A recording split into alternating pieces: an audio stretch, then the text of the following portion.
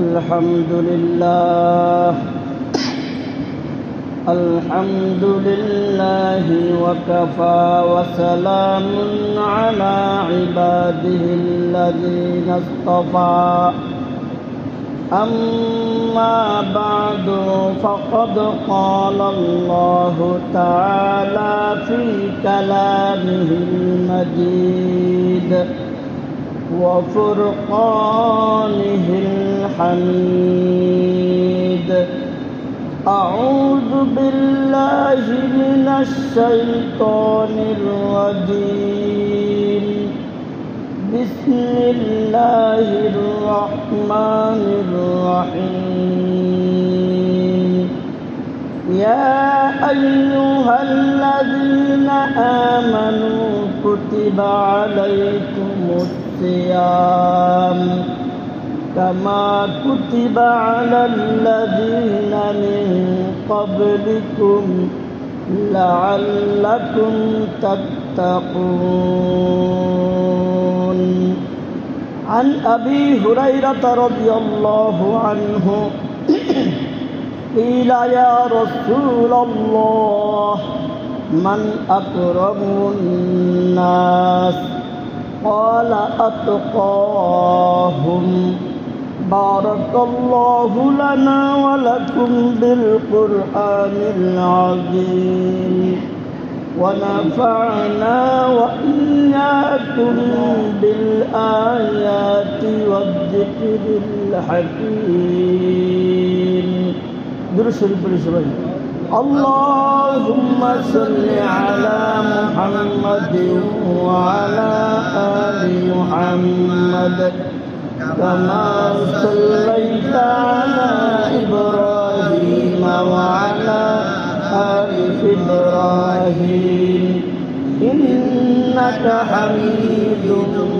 مجيد اللهم بارك على محمد وعلى آل محمد كما باركت على إبراهيم وعلى آل إبراهيم إنك حميد مجيد محترم حاضرین মহান আল্লাহ রব্বুল আলামিনের দরবারে অসংখ্য শুকরিয়া তিনি আমাদেরকে অত্যন্ত দয়া করে আজকে জুমার দিনে জুমার নামাজ আদায় করার পাশাপাশি কিছু দিন আলোচনা করার জন্য শোনার জন্য পৃথিবীর সর্বশ্রেষ্ঠ স্থান মসজিদে আসার এবং বসার তৌফিক দান করেছেন এজন্য দিল থেকে কালিমাটা শুকর আদায় করি বলি আলহামদুলিল্লাহ।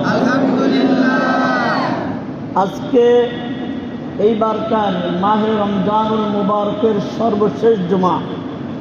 আমাদের কাছে এই জুমাটা জুমাতুল বিদা নামে পরিচিত, অর্থাৎ বিদায়ী জুমা, শেষ জুমা। আমি বলে থাকি হতে পারে এই জুমাটাই আপনার আমার জীবনের শেষ জুমাও হতে পারে, পারে না পারে না, কি বলেন? অথবা আবার আগামী রমজান আপনি আর আমি পাইতেও পারি, নাও পারি। অতএব এখন থেকেই আমাদের জীবনটা নেক আমলের মাধ্যমে গড়ার দরকার। আল্লাহ পাক রব্বুল আলামিন আমাদেরকে রমজান মাস দান করলেন, রমজান মাসে রোজা দিলেন। আল্লাহ তাআলার দেয়া এই নিয়ামত আল্লাহ তাআলা আমাদেরকে কেন দান করলেন? এই রমজান মাসে রোজা আল্লাহ তাআলা আমাদেরকে কেন দান করলেন? আর এখন তো আমরা রোজার শেষ প্রান্তে দাঁড়ানো বলা যায়। তা আমাদের কতটুকু অর্জন হলো এই বিষয়ে একটু পর্যালোচনা করবো, আলোচনা না। আল্লাহ পাক রব্বুল আলামিন পবিত্র কোরআনের আয়াতে বলেন, ইয়া আইয়ুহাল্লাযীনা আমানু কুতিবা আলাইকুমুস সিয়াম, হে ঈমানদারগণ, তোমাদের উপরে রোজা ফরজ করা হয়েছে। কামা কুতিবা আলাল্লাযীনা মিন ক্বাবলিকুম, যেমনিভাবে তোমাদের পূর্ববর্তীদের উপরে রোজা ফরজ করা হয়েছিল। কেন? লাআল্লাকুম তাত্তাকুন, যাতে করে তোমরা মুত্তাকি হইতে পারো, ক্ষুধাভীরু হইতে পারো, আল্লাহ ভীরু হইতে পারো। বিখ্যাত ফকি আবুল্লাহ সমরকান্দি রহমাতুল্লাহি আলাইহি আল্লাহ ভীতির 10টা নিদর্শন বর্ণনা করেছেন। কয়টা? অর্থাৎ আল্লাহ তাআলা আমাদেরকে রমজান দান করেছিলেন যাতে করে আমরা তাকওয়া অর্জন করতে পারি। এখন তাকওয়া যে আমি অর্জন করছি, আমার ভিতরে তাকওয়া বা ক্ষুধাভীতি আছে, আল্লাহর ভয় আছে, একটাতে নিদর্শন লাগবে। তা ফকি আবুল্লাহ সমরকান্দি রহমাতুল্লাহি আলাইহি আল্লাহ ভীতির 10টা নিদর্শন বর্ণনা করেছেন। খুব খেয়াল করে শুনবেন, আমল করার চেষ্টা করবেন। যদি আমরা এই কথাগুলোর উপরে আমল করতে পারি, আমাদের দুনিয়ার জীবন এবং আখিরাতের জীবন অনেক বেশি সুন্দর হবে ইনশাআল্লাহ। তো তাকওয়া বা ক্ষুধাভীতির যে 10টা নিদর্শন তিনি বর্ণনা করেছেন, এর মধ্যে 1 নম্বর হলো আমাদের জবানকে গীবত থেকে হেফাজত করা। আমি দাবি করলাম আমি আল্লাহ ভীরু, আবার গীবতও করলাম, তাহলে আমার কথায় কোনো মিল হইল না।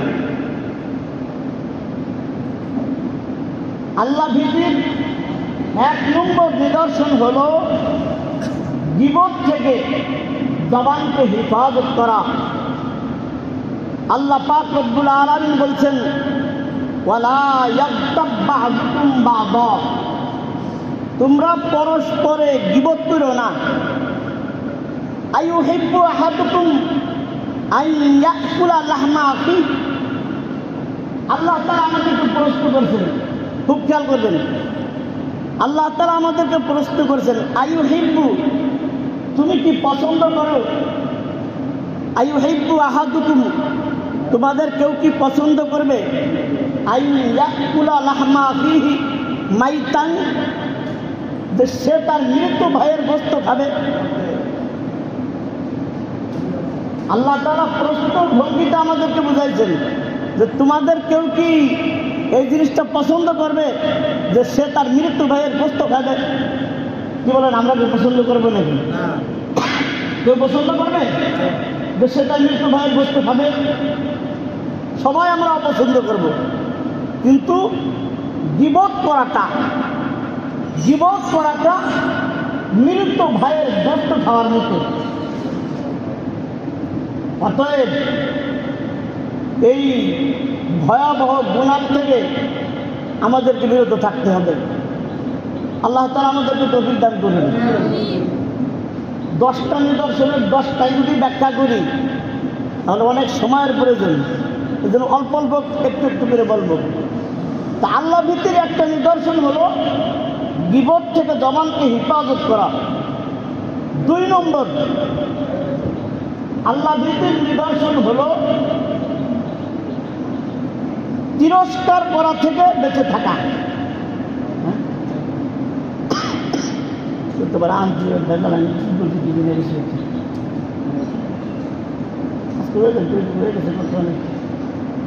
আরেকদিন লাগেনি।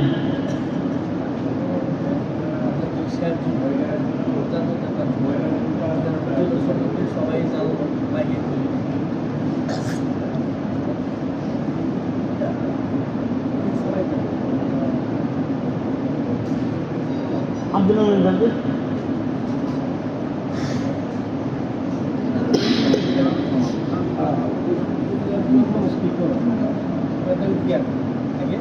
সব সিটিং করে দিবা।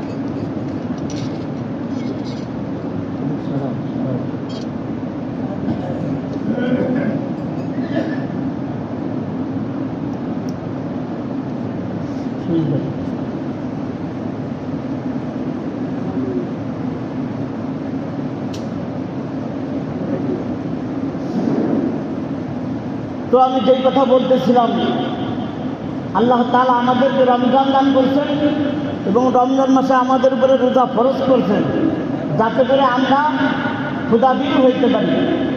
ফকি আবুল্লাহ সমরকান্দি রহমাতুল্লাহ আলাইহি আল্লাহ ভিত্তিক 10টা নিদর্শন বর্ণনা করছেন। তাহলে একটা আলোচনা করলাম, সেটা হলো জবানকে গীবত থেকে হেফাজত করা। আর গীবত করাটা হলো মৃত ভাইয়ের গোশত খাওয়ার মতো। আল্লাহ তাআলা এই গুনাহ থেকে আমাদেরকে বিরত থাকার তৌফিক দান করুন। আল্লাহ ভীতির 2 নম্বর নিদর্শন হলো তিরস্কার করা থেকে বেঁচে থাকা। আমরা অনেক সময় একে অপরকে তিরস্কার করি, বিভিন্নভাবে ঠাট্টা বিদ্রুপ করি, তিরস্কার করি। এই তিরস্কার করা থেকে বেঁচে থাকা। আল্লাহ তাআলা পবিত্র কোরআনে বলছেন, ইয়া আইয়ুহাল্লাযীনা আমানু লা ইয়াসখর কওমুম মিন কওমিন আসা আন ইয়াকুনু খায়রাম মিনহুম। অর্থটা খুব খেয়াল করে শোনেন। আল্লাহ তাআলা বলেন, হে ঈমানদারগণ, কোন সম্প্রদায় যেন অন্য সম্প্রদায়কে তিরস্কার না করে। হইতে পারে যাকে তিরস্কার করা হইতেছে সে তিরস্কারকারী থেকে উত্তম। অর্থাৎ আমি আপনাকে তিরস্কার করতেছি, আমার থেকে আপনি উত্তম। আপনি আমাকে তিরস্কার করতেছেন, আপনার থেকে আমি উত্তম। অনেক সময় এরকম দেখা যায় যে আমরা নিজের গুনাহের কোনো খবর নাই, অন্যের গুনাহ নিয়ে আলোচনা করে বেড়াই। হয়তো বা সে তওবা করে আল্লাহর কাছে প্রিয় হয়ে গেছে, আর আমি আপনি তার গুনাহ নিয়ে এইগুলো আলোচনা সমালোচনা করে আপনার আমার গুনার বোঝাবাজি করতেছি। এজন্য কাউকে তিরস্কার না করা। আল্লাহ তাআলা এরপরে বলছেন, ওয়ালা নিসাউন মিন নিসাইন আসা আন ইয়াকুননা খায়রাম মিনহুন্না। এইবার আল্লাহ তাআলা মহিলাদের নাম ধরে বলছেন। নিসা মানে মহিলা। কোন মহিলা যেন অন্য মহিলাকে তিরস্কার না করে। হইতে পারে যেই মহিলাকে তিরস্কার করা হইতেছে ওই মহিলা তিরস্কারকারী মহিলার থেকে উত্তম। এজন্য তিরস্কার করা থেকে বেঁচে থাকা, এটা হলো আল্লাহ ভীতির 2 নম্বর নিদর্শন। 3 নম্বর নিদর্শন হলো হারাম বিষয় থেকে চক্ষুকে হেফাজত করা।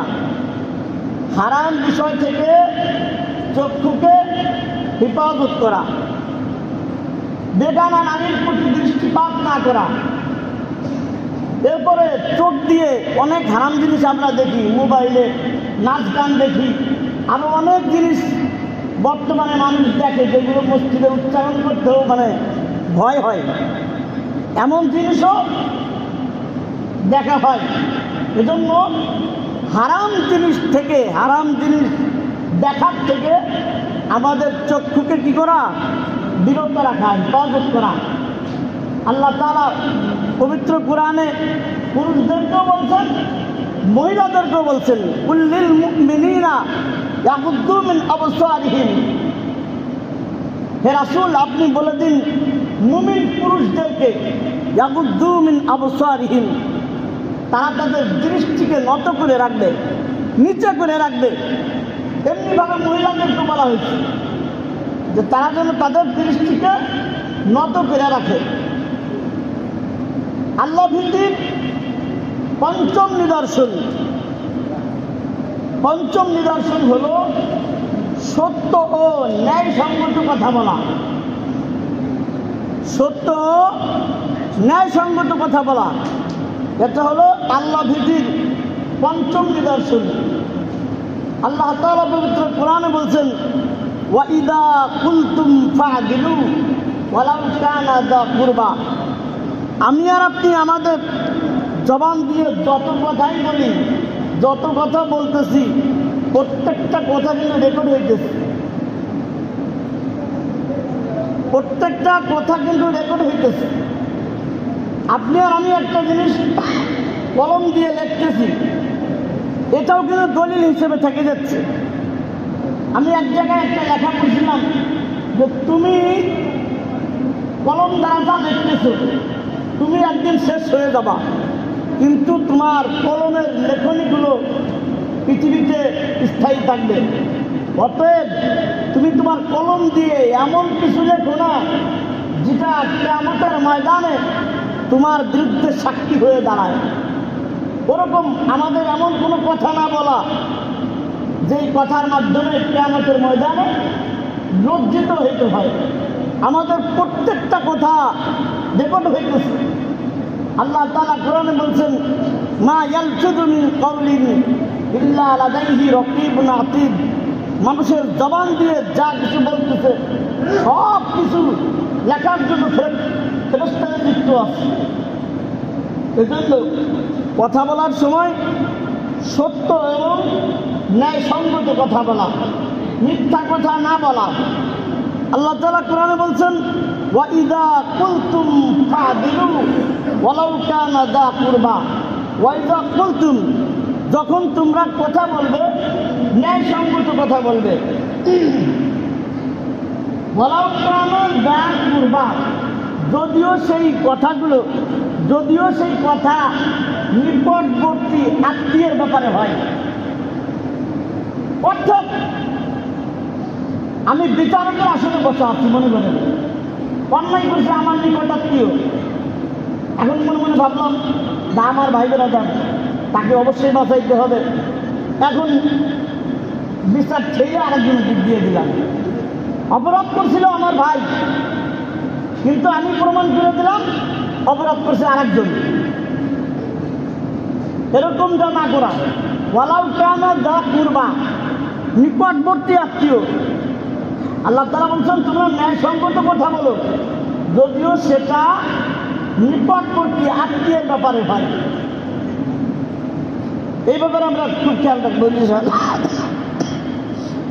আল্লাহ ভীতির ষষ্ঠ নিদর্শন হলো আল্লাহ তাআলার নিয়ামতের বেশি বেশি স্মরণ করা। বেশি বেশি আল্লাহ তাআলার নিয়ামতের স্মরণ করা। বেশি বেশি আল্লাহ তাআলার নিয়ামতকে স্মরণ করলে আমাদের জবান থেকে শুকর বের হবে, কৃতজ্ঞতা বের হবে। আর যদি স্মরণ না করি তাহলে আর কৃতজ্ঞতা বের হবে না। আল্লাহ তাআলা কোরআনে বলছেন, লাইন শাকারতুম লাযিদান্নাকুম, যদি তোমরা শুকর আদায় করো, আমার দেয়া নিয়ামতের শুকর আদায় করো, লাযিদান্নাকুম, আপনারা যারা আরবি বোঝেন তারা বুঝবেন, অবশ্যই অবশ্যই আমি তোমাদের নিয়ামত বাড়ায় দিব। ওয়ালাইন কাফারতুম, আর যদি আমার নিয়ামতের অস্বীকার করো, ইন্না আযাবি লাশাদীদ, তাহলে জেনে রাখো আমার আযাব বড় কঠিন। আল্লাহ তাআলা ওই নিয়ামত আর আপনার কাছে রাখবে না, নিয়ামত ছিনে নেবে, আরো আযাবে গ্রেফতার হইতে হবে। এজন্য বেশি বেশি আল্লাহর নিয়ামতের স্মরণ করা। দুনিয়াতে যত মানুষ আছে প্রত্যেকটা মানুষ আল্লাহর নিয়ামতের মধ্যে এমনভাবে ডুবে আছে যেমন একটা মাছ পানির ভিতরে ডুবে থাকে। কোনো মাছ যেমন পানি ছাড়া বাঁচতে পারে না, পারে নাকি? কি বলে? কোনো মাছ যেমন পানি ছাড়া বাঁচতে পারে না, ঠিক তেমনিভাবে পৃথিবীর কোনো মানুষ আল্লাহর নিয়ামত ছাড়া, আল্লাহর দয়া ছাড়া, আল্লাহর মেহেরবানি ছাড়া এক মুহূর্ত বাঁচার ক্ষমতা রাখে না। আল্লাহ তাআলা কোরআনে বলছেন, ইয়া আইয়ুহান নাস উযকুরু নি'মাতাল্লাহি আলাইকুম, ও মানুষ, তোমার প্রতি যেই নিয়ামত দেওয়া হয়েছে ওই নিয়ামত বেশি বেশি স্মরণ করো। এরপরে আল্লাহ ভীতির সপ্তম নিদর্শন হলো আল্লাহ প্রদত্ত ধন সম্পদ সৎ পথে ব্যয় করা। আল্লাহ প্রদত্ত নিয়ামত সৎ পথে ব্যয় করা, অসৎ পথে ব্যয় না করা। আল্লাহ তাআলার দেওয়া সম্পদ যদি আমরা খারাপ পথে ব্যয় করি, এর জন্য অবশ্যই কিয়ামতের ময়দানে জবাবদিহিতার কাঠগড়ায় দাঁড়াইতে হবে। হাদিস শরীফের মধ্যে আসছে, প্রত্যেকটা মানুষকে কিয়ামতের ময়দানে 5টি প্রশ্ন করা হবে। ওই প্রশ্নের জবাব দেওয়া ব্যতীত কোনো মানুষ এক কদমও অগ্রসর হইতে পারবে না। তার মধ্যে এক প্রশ্ন হলো, ধন সম্পদ কিভাবে অর্জন করছো আর কোথায় খরচ করছো? ধন সম্পদ কিভাবে অর্জন করছো আর কোথায় খরচ করছো? অবশ্যই এই প্রশ্নের জবাব দিয়ে এরপরে হলো সামনে যাইতে হবে। এজন্য আল্লাহ প্রদত্ত সম্পদ সৎ পথে ব্যয় করা, অসৎ পথে ব্যয় না করা। এরপরে আল্লাহ ভীতির অষ্টম নিদর্শন হলো অহংকার না করা। এইগুলোই কিন্তু রোজার শিক্ষা। জুমাতুল বেদার ফজিলত পেলাম 1.5 ঘন্টা ধরে, শিক্ষণীয় কিছু থাকলো না।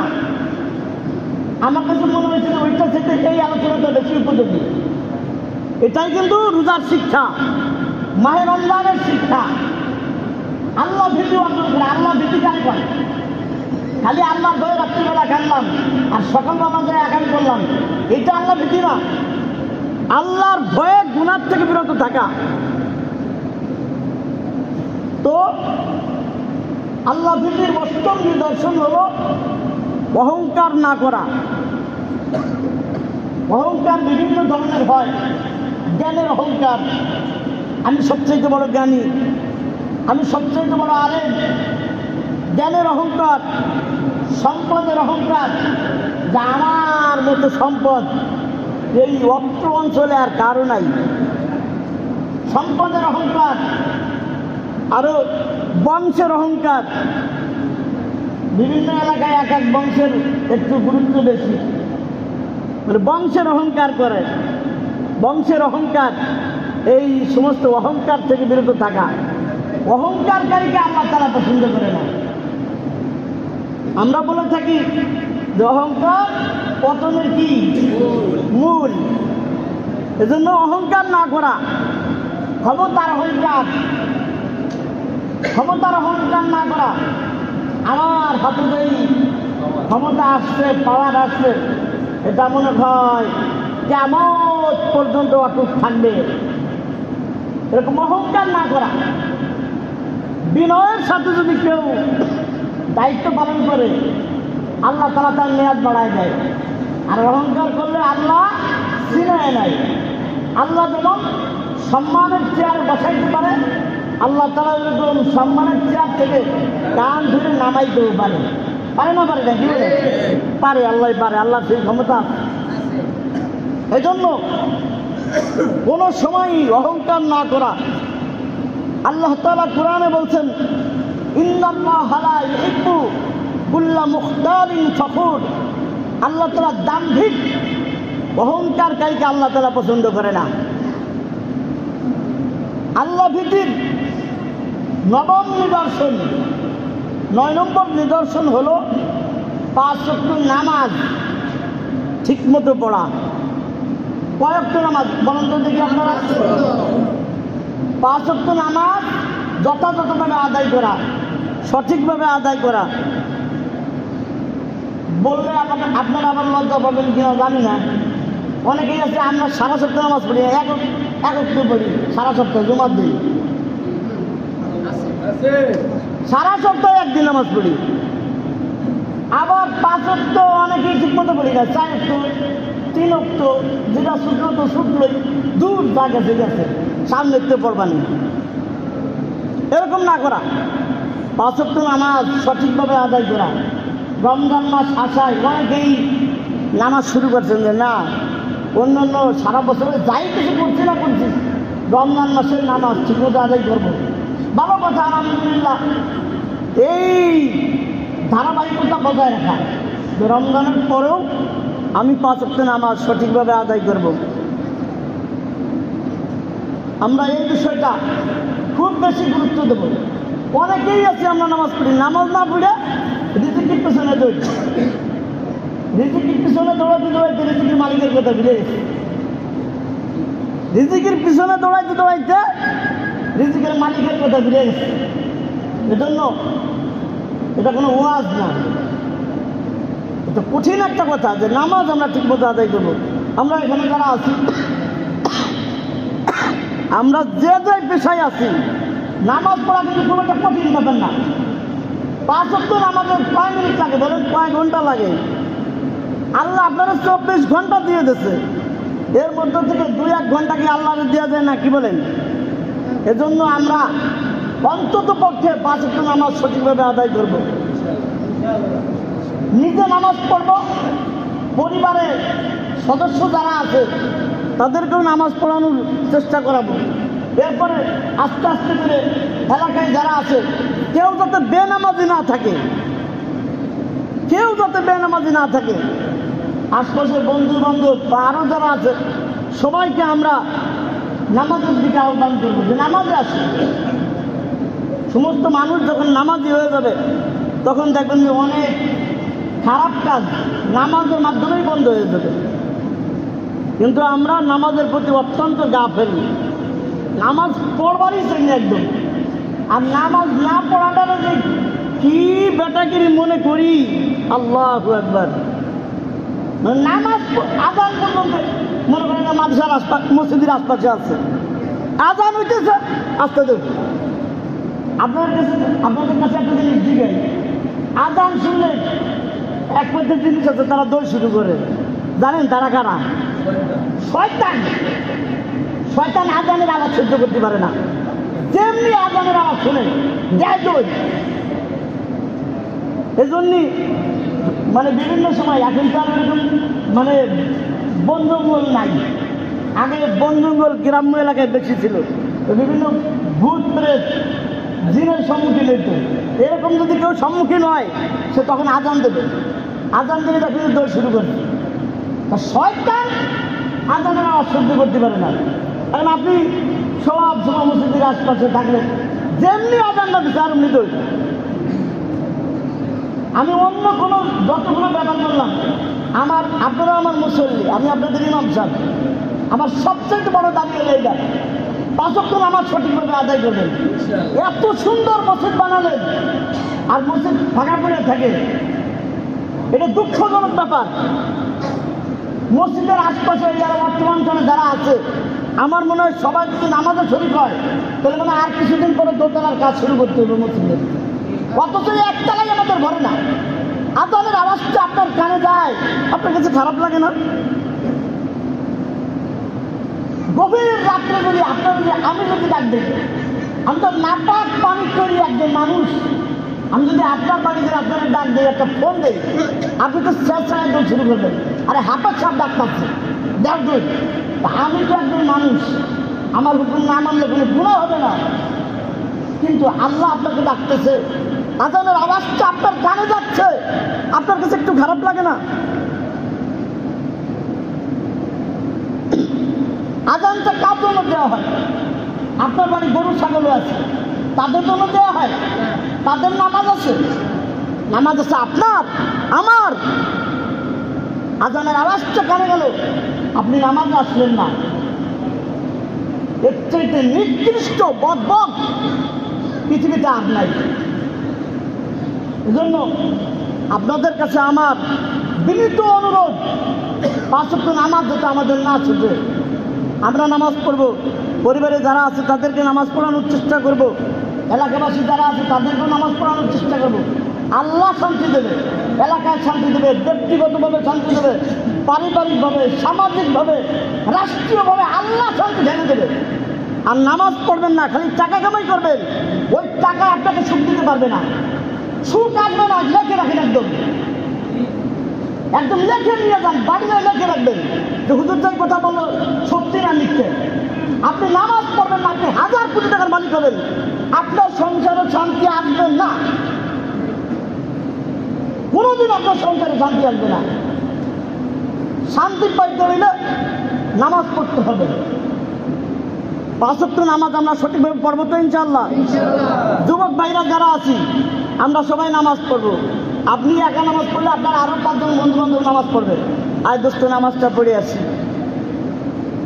আজ দোস্ত নামাজটা পড়ে আসি, আপনার দ্বারা আরো 5 জন নামাজে আসবে।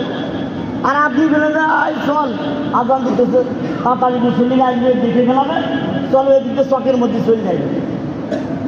এরকমটা না করা, তো আল্লাহ তাআলা আমাদেরকে 5 ওয়াক্ত নামাজ সঠিকভাবে আদায় করার তৌফিক দান করুন। তো আল্লাহ ভীতির 10 নম্বর নিদর্শন হলো আহলে সুন্নাত ওয়াল জামাতের অনুসরণ করা। আহলে সুন্নাত ওয়াল জামাত এই বাক্যটার ব্যাখ্যা অনেক বেশি। ঈদের পরে যদি কোনোদিন সময় পাই ইনশাল্লাহ বিস্তারিত ব্যাখ্যা করে আপনাদেরকে বোঝাবো। সংক্ষেপে যে জিনিসটা বলছে আহলে সুন্নাত ওয়াল জামাত অর্থাৎ রাসূল আকরাম সাল্লাল্লাহু আলাইহি ওয়াসাল্লামের সুন্নতের অনুসরণ করা আর সাহাবায়ে কেরামের অনুসরণ করা, সুন্নত অনুযায়ী চলা। আমি দাড়ি রাখতেছি, দাড়ি রাখার সুন্নত তরিকা কোনটা? জামা পড়তেছি, সুন্নত তরিকা কোনটা? পায়খানায় ঢুকতেছি, সুন্নত তরিকা কোনটা?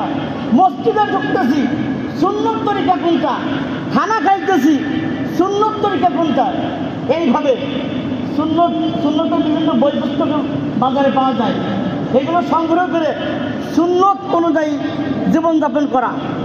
আল্লাহ রাসূল সাল্লাল্লাহু আলাইহি ওয়াসাল্লাম বলেছেন, মান তামাসসাকা বিসুন্নতি ইনদা ফাসাদি উম্মতি ফালাহু আজরু মিআতি শাহীদ।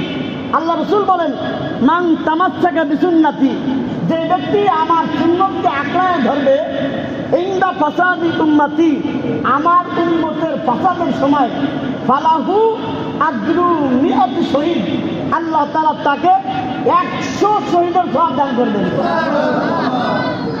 অতএব সুন্নতগুলো খুঁজে খুঁজে সুন্নত অনুযায়ী চলা, সাহাবায়ে কেরামের অনুসরণ করা। রাসূল আকরাম সাল্লাল্লাহু আলাইহি ওয়াসাল্লাম বলছেন এক হাদিসের মধ্যে যে আমার উম্মত 73 দলে বিভক্ত হবে। কয় দল? 73 দলে বিভক্ত হবে। 72 দল জাহান্নামে চলে যাবে, একদল নাজাত পেয়ে জান্নাতে যাবে। বলা হলো, ইয়া রাসূলুল্লাহ, ওই একদল কারা?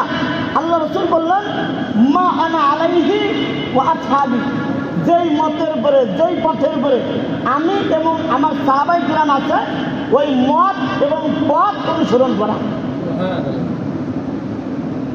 তো এটা আহলে সুন্নাত ওয়াল জামাতের মোটামুটি সংক্ষিপ্ত একটা ব্যাখ্যা। আহলে সুন্নাত ওয়াল জামাতের অনুসরণ করা।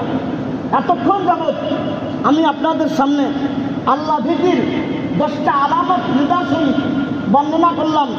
আল্লাহ পাক রব্বুল আলামিন এই কথাগুলো আমাকে, আপনাকে, সকলকে আমল করার তৌফিক দান করুন। সকলে বলি আমিন। ওয়া আখিরু দাওয়ানা আলহামদুলিল্লাহি রাব্বিল আলামিন। কেশিয়ার সাহেব কিছু কথা বলবেন, আপনারা শুনুন।